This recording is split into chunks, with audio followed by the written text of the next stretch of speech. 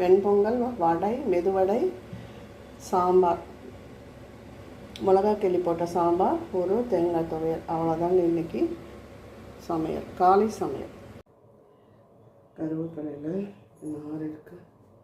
அடுத்தது கருவேப்பிலை. அடுத்தது பார்த்திங்கன்னா இதுக்கு தேவையான அளவு வெங்காயம். நான் சொன்ன மாதிரி வெங்காயம் தண்ணி விட்டுக்கோங்க. தேவையான அளவு சீரகம் சேர்த்துக்கோங்க, அது உங்கள் விருப்பம்தான். எப்போவுமே வடைக்கு வந்து நல்லா அடிச்சுட்டு வெங்காயம் நிறைய போட்டிங்கன்னா நல்ல டேஸ்ட் இருக்குங்க, நல்லா சாஃப்டாக இருக்கும். இது கிரைண்டரில் ஆட்டிடலாம்.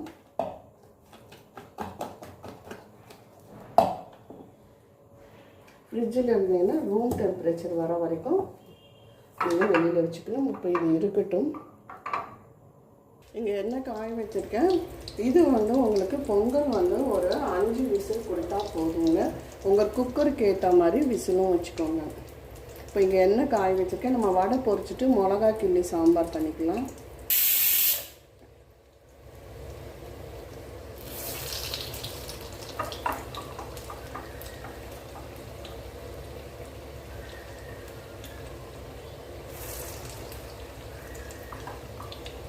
வடை நல்லா மெதுவாக வேகட்டுங்க, பார்க்கலாம். நல்ல பொன்னிறமாக இந்த பக்கமும் அந்த பக்கமும் மாற்றி போட்டு எடுத்துருங்க.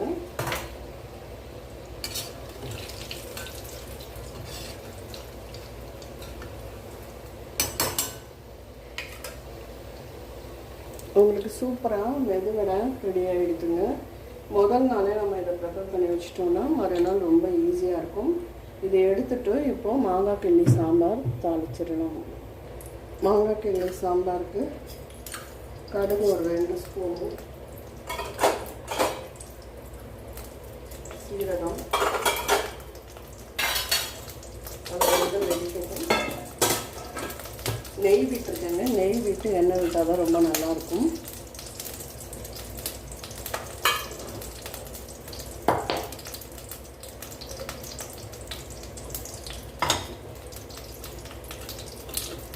கருவேப்பிலை,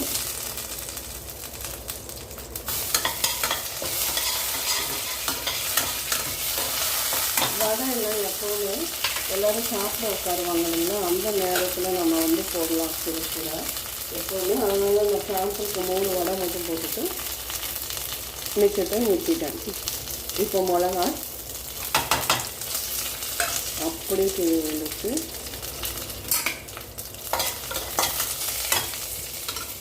இதோட கொஞ்சமாக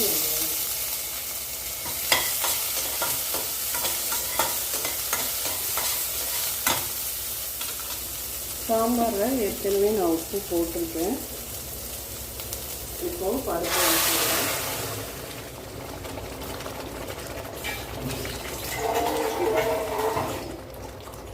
அதுக்கு தேவையான அளவு தண்ணி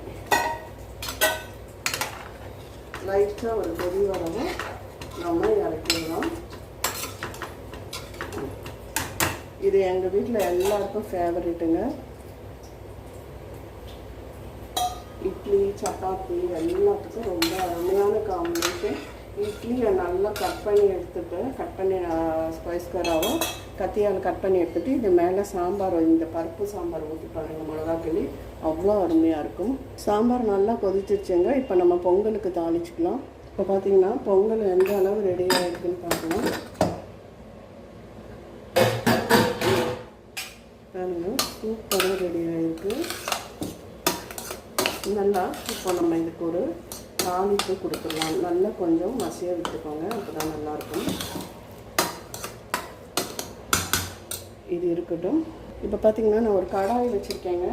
அதில் ஒரு பெரிய குழி கரண்டி இது ஊற்றிருக்கேன், 2 ஸ்பூன் நெய் சேர்த்துருக்கேன்.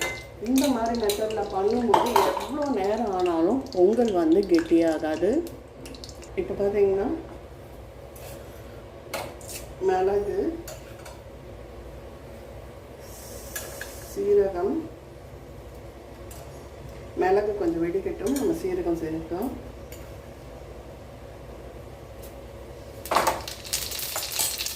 தண்ணி நினைக்கோங்க.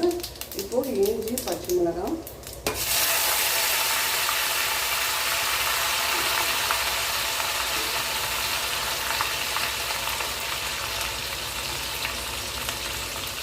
அதோட முந்திரி.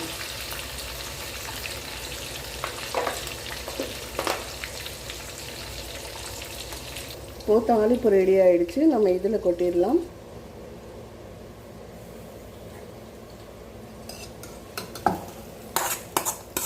பொங்கலுக்கு எப்போவுமே தாளிப்பு ரொம்ப முக்கியங்க. அதுவும் அந்த எண்ணெய் நெய் அதெல்லாம் சேர்ந்து நீ தாளிக்கும்போது அவ்வளோ அருமையாக இருக்கும். உங்களுக்கு எவ்வளோ நேரம் ஆனாலும் தழையும் இருக்கும் பொங்கல். பாருங்கள், பொங்கல் ரெடியாக எடுத்து நம்ம வேறு பாத்திரத்துக்கு மாற்றிக்கலாம். அப்படியே நீங்கள் போடும்போது நல்லா அல்வா கணக்கில் அப்படியே விழணும். அதுதான் உங்களுக்கு பொங்கல் பதமாக வந்திருக்குன்றதுக்கு அறிகுறி.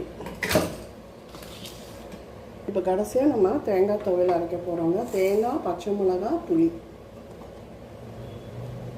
பொட்டுக்கடலை வேணும்னா நீங்கள் பொட்டுக்கடலையும் சேர்த்துக்கலாம். உப்பு சேர்த்து நான் அரைச்சி எடுத்துகிட்டு வந்துடுறேன். காரம் உங்களுக்கு தகுதிக்கு ஏற்ற மாதிரி உங்கள் காரத்துக்கு ஏற்ற மாதிரி போட்டுக்கோங்க. இப்போ வந்து நம்ம பரிமாறிடலாங்க. காலையில் டிஃபன் முடிஞ்சுது.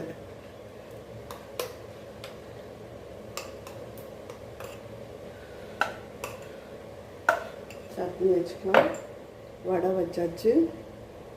அவ்வளோதாங்க இன்றைக்கி காலையில் சமையல். வடை, சாம்பார், பொங்கல், சட்னி. அவ்வளோதாங்க இன்றைக்கி காலையில் சமையல் ரெடி ஆகிடுச்சு. இனி நான் கோயிலுக்கு கிளம்பணும்ல, கிளம்பிட்டு வந்து சாப்பிட்ணும். கண்டிப்பாக இந்த வீடியோ பிடிச்சிருந்தால் லைக் பண்ணுங்கள், ஷேர் பண்ணுங்கள், சப்ஸ்கிரைப் பண்ணுங்கள், கமெண்ட் பண்ணுங்கள். நன்றி, வணக்கம்.